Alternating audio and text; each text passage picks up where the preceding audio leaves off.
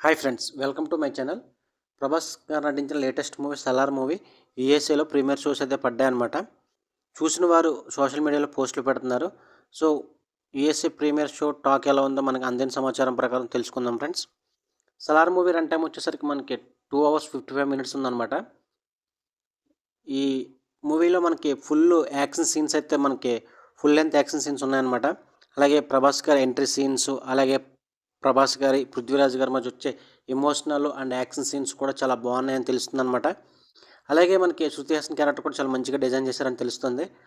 అలాగే మనకి జగపతి బాబు క్యారెక్టర్ కానీ, ఆ కాన్సర్ లొకేషన్స్ కానీ, ఆ బ్యాక్గ్రౌండ్స్ కానీ, అలాగే మ్యూజిక్ రవి బసూరి గారి బ్యాక్గ్రౌండ్ స్కోర్ కానీ చాలా అద్భుతంగా ఉన్నాయని మనకు తెలుస్తుందన్నమాట. ప్రభాస్ గారు గత 3 సినిమాలు అయితే కొంచెం నిరాశపరిచినవి అనమాట.